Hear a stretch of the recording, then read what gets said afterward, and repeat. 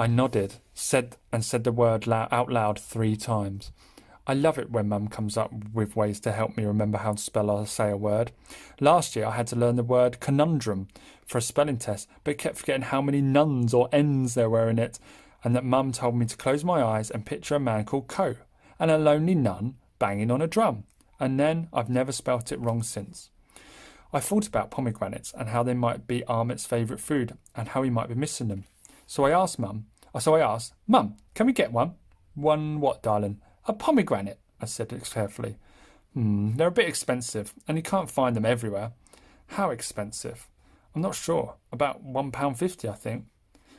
What? Nearly £2? Just for one? I cried out. You could buy a whole packet of colouring pens and a rubber for that much money. Mum laughed. Yes, darling, for one. They come a long way to get to our supermarkets. And secondly, a pomegranate is also a really special fruit. It's like millions of tiny fruit all hidden away into a small ball, and you can eat it for days. Oh, I said, trying hard to think of what millions of one fruit hidden inside a ball would look like. She looked at me and then smiled. Do you want to see if we can find one? Shall we make that our adventure for today? I jumped up and nodded. But can we get 2? I asked. Why would you need 2? I think Mum already knew the answer because her lips looked like they were about to smile. I didn't think she'd tell me off, even though pomegranates are so expensive, but you can never be too sure with grown-ups. Sometimes they don't tell you off, even when you've done something you know you shouldn't have, and at other times, when you think you've done something that bad at all, they punish you twice as much. Michael says it's so they can all keep us on our toes, but I've never stood on my toes when I'm being told off, so I don't really know how that works. I want to get 2 so I can give 1 to the new boy, I said. I've been giving him my sherbet lemons and sweets after school, but he didn't like them that much, and when I gave an apple and orange, and he liked those better. And Miss Hemsey said he's from Syria and that he only speaks, I hesitated, trying to remember what Miss Hemsey had said. Arabic, Mum said, trying to help. I shook my head. Kurdish? I guess knowing it was wrong. Ah, Kurdish, I nodded. I see. I could tell Mum was interested in what I was saying because she had leaned back in her chair and folded her arms. And I thought maybe he'd like a fruit he used to have at home all the time. Maybe the bullies dropped bombs on everything and made him run away. I stopped, worried that Mum would think that it was silly and maybe a waste of money buying food only to give it away. But she didn't. Instead she said, I think it's a brilliant idea. Go and get ready and we'll head out on a pomegranate hunt.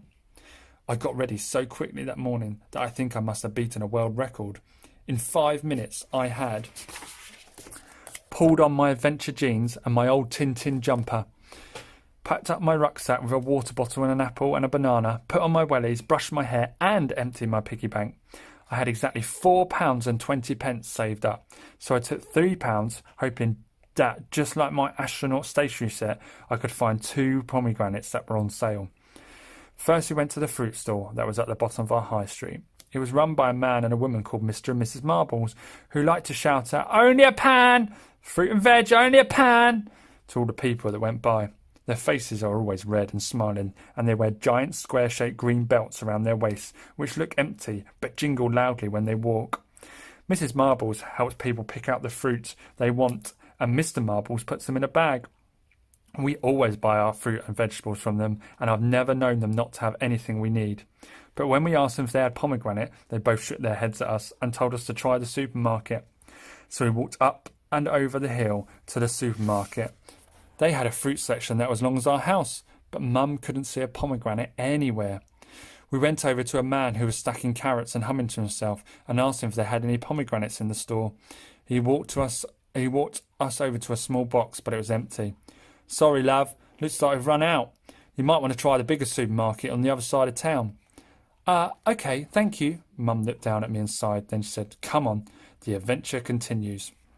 We hopped onto a bus and after half an hour landed at an even bigger supermarket. This one had a car park as big as a football field and corridors as long as the ones in school. But we still couldn't find a pomegranate anywhere. "Let's ask someone," said Mum. "They must have them." We walked around and found a man dressed in a suit who was standing by the sandwich section. He had a label on his jacket that said, "Frank Smith, floor manager." I didn't know what a floor manager was, but I guess he had to make sure the floor was clean and help anyone who fell down get back up again. But Mr. Smith didn't look like the kind of person who would help anyone get up from a floor. He had lips that went downwards as if he'd never smiled, and his hair looked wet as if a large bottle of oil had fallen on top of it. He was staring at a clipboard and muttered angrily to himself. "Excuse me, Frank, is it?" "Hi," said Mum, smiling. The man gave my mum a cold nod before continuing to fill in a long form. "We're looking for some pomegranates, but can't seem to find any," said Mum, smiling even more. "We don't sell them here," said Frank, still looking at his clipboard. "Oh, really? Any idea where we could find some?" continued Mum. "No." My mum looked at him for a few seconds and then said in her warmest voice, "Thank you. You really undone yourself in helping us today. Have a wonderful day."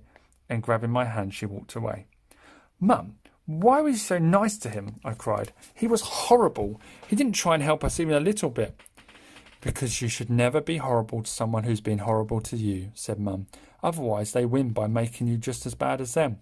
Now come on, let's get back on the bus. There's another place I know we can try." By this time I was getting hungry, so while we were waiting for the next bus, I ate my banana. Said my mum, looking at her watch. It was nearly 2 o'clock, and there were some dark grey clouds gathering in the sky. "I'm afraid the next shot will have to be our last one, darling. It looks like it's going to start raining a bit." A few seconds later, a very full bus pulled up in front of us, and we squeezed on. I clung to Mum's coat because there weren't any empty seats and waited for our stop. I was worried because if this was our last try, then I just had one chance left to find a pomegranate, so I crossed my fingers and my toes and made a wish that we could. The next place felt like an awfully long way away, and when we finally got there, it was filled with so many people that we could hardly walk properly. There was lots and lots of market stalls lying in the middle of a big road, all selling fish and meat and bedsheets and long gold chains. There was a man with a microphone who was trying to sell perfumes like a game show host by shouting, "Roll up, roll up!" And next to him was a woman shouting, "Peter never picked potatoes as good as these before. Buy 'em now before they go."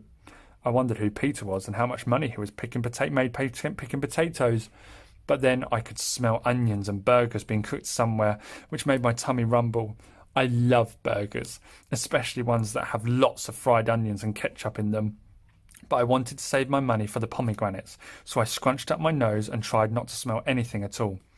We visited every stall in the market, from the beginning street right to the end, but even though we looked as carefully as we couldn't find a single pomegranate anywhere. My mum had told me to look for a pinkish ball that looked like a very hard apple, which had a small crown on the top, but I couldn't see anything that looked even a little bit royal. "Try the store up the station," suggested one of the store owners when Mum asked for her help. "They have everything under the sun in there. They should have some."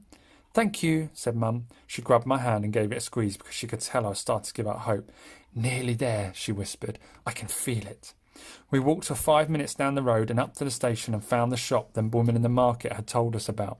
It was much smaller than the big supermarket with Frank the horrible floor manager in it, but it was bright with lots of coloured lights and bowls of fruit and vegetables outside.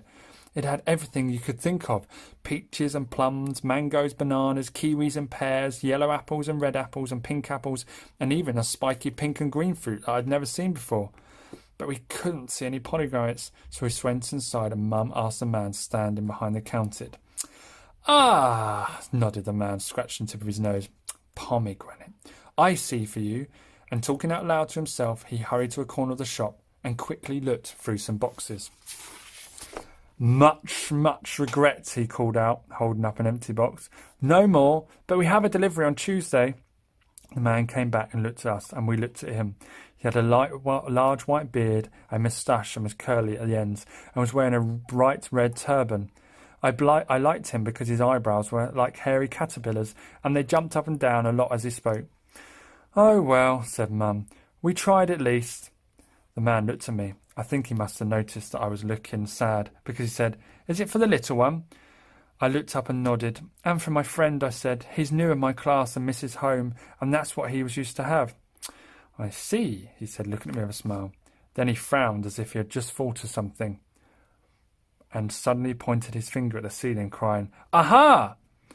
He ran to a small door at the back of the shop and disappeared. Mum and I looked at each other in surprise. "He's funny," I said. "I like him." "He seems lovely," agreed Mum.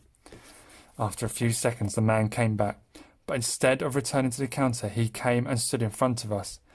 They are not perfect, but will be okay, he said.